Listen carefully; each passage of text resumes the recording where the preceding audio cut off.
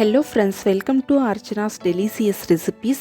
நம்ம வீடியோவில் இன்றைக்கி என்ன பார்க்க போகிறோன்னா அடை தோசை எப்படி செய்யலான்றது பார்க்கலாம். இந்த அடை தோசை பார்த்திங்கன்னா டிஃப்ரெண்ட்டாகவும் இருக்கும், அதே சமயத்தில் டேஸ்ட்டும் ரொம்ப பிரமாதமாக இருக்கும்.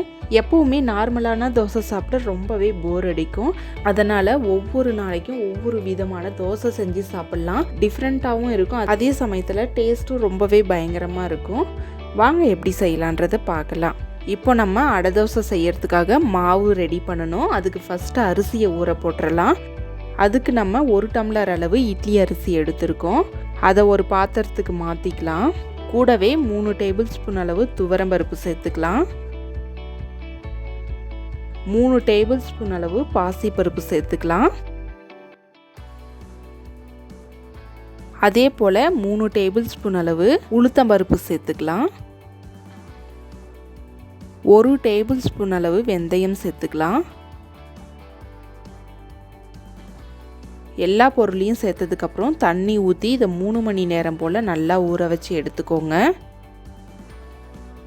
இப்போ 3 மணி நேரம் போல் ஆயிடுச்சு. இது எல்லாத்தையும் நல்லா வாஷ் பண்ணிவிட்டு நம்ம தண்ணி ஊற்றி எடுத்து வச்சுருக்கோம்.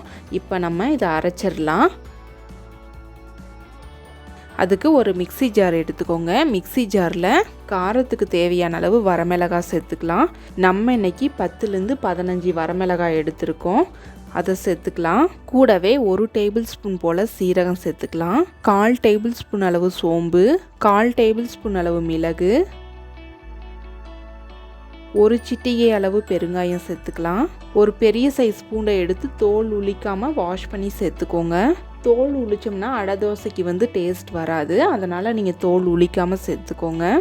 எல்லாத்தையும் சேர்த்ததுக்கப்புறமா இதை மூடி வச்சு தண்ணி சேர்க்காமல் கொரகொரப்பாக ஃபஸ்ட்டு அரைச்சி எடுத்துக்கலாம். பாருங்கள், இந்த அளவுக்கு கொரகொரப்பாக அரைச்சி எடுத்துக்கோங்க. இப்போ நம்ம அரிசியை சேர்த்துக்கலாம். அதுக்கு அரிசியில் உள்ள தண்ணி எல்லாத்தையுமே சுத்தமாக வடிகட்டி எடுத்துருங்க. இப்போ நம்ம இதை எடுத்து மிக்ஸி ஜாருக்குள்ளே சேர்த்துக்கலாம். சேர்த்ததுக்கப்புறமா 3 டீஸ்பூன் அளவு மஞ்சள் தூள் சேர்த்துக்கலாம். இப்போ கொஞ்சமாக உப்பு சேர்த்துக்கலாம். இந்த அடை தோசைக்கு உப்பு கொஞ்சம் சேர்த்தாவே அதிகமாக இருக்கிற மாதிரி இருக்கும், அதனால் ரொம்ப குறைவாக சேர்த்துக்கோங்க. நீங்கள் தேவைப்பட்ட பிறகு சேர்த்துக்கலாம். இப்போ எல்லாத்தையும் சேர்த்தாச்சு. இதை மூடி வச்சு கொஞ்சமாக தண்ணி சேர்த்துட்டு கொரகொரப்பாக அரைச்சி எடுத்துக்கோங்க. ரொம்ப நைஸாக அரைச்சி எடுக்கக்கூடாது. இது ரொம்ப நைஸாக அரைச்சி எடுத்திங்கன்னா டேஸ்ட் நல்லா இருக்காது. கொரகொரப்பாக இருந்தால் தான் டேஸ்ட் ரொம்ப நல்லாயிருக்கும். இப்போ இதை ஒரு பாத்திரத்துக்கு நம்ம மாற்றி வச்சிடலாம்.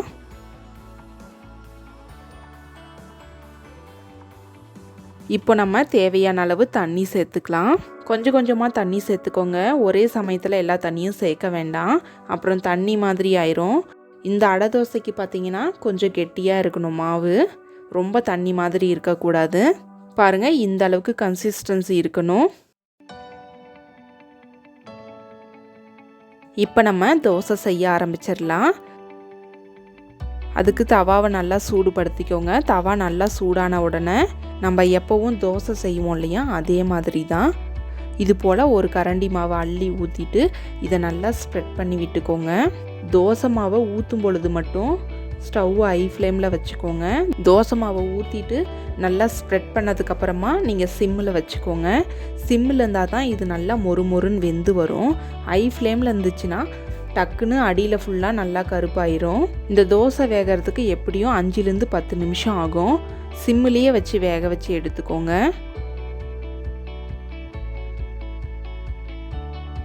இப்போ நம்ம ஒரு பக்கம் நல்லா வெந்துருச்சு. நம்ம இன்னொரு பக்கம் திருப்பி போட்டுக்கலாம். இந்த தோசை பார்த்திங்கன்னா நல்லா கிறிஸ்பியாக இருந்தால் மட்டும்தான் ரொம்ப சூப்பராக இருக்கும் சாப்பிட்றதுக்கு. பாருங்கள், எந்த அளவுக்கு நம்மளோட தோசை எல்லாமே கிறிஸ்பியாக ரெடியாகி வந்திருக்குன்னு. பாருங்கள், நம்மளோட அடை தோசை எல்லாமே ரொம்பவே சூப்பராக கிறிஸ்பியாக ரெடியாகி வந்திருக்கு. பார்க்கவே ரொம்ப அழகாக இருக்குது. இது கூட தேங்காய் சட்னி வச்சு சர்வ் பண்ணிங்கன்னா ரொம்பவே சூப்பராக இருக்கும். கண்டிப்பாக நீங்களும் இந்த ரெசிபியை உங்கள் வீட்டில் ட்ரை பண்ணுங்கள். ட்ரை பண்ணிவிட்டு எப்படி வந்துச்சுன்னு உங்களோட ஃபீட்பேக்கை எங்களோட ஷேர் பண்ணுங்கள். இந்த வீடியோ உங்களுக்கு பிடிச்சிருந்தா மறக்காமல் லைக் பண்ணுங்கள், சப்ஸ்கிரைப் பண்ணுங்கள், ஷேர் பண்ணுங்கள்.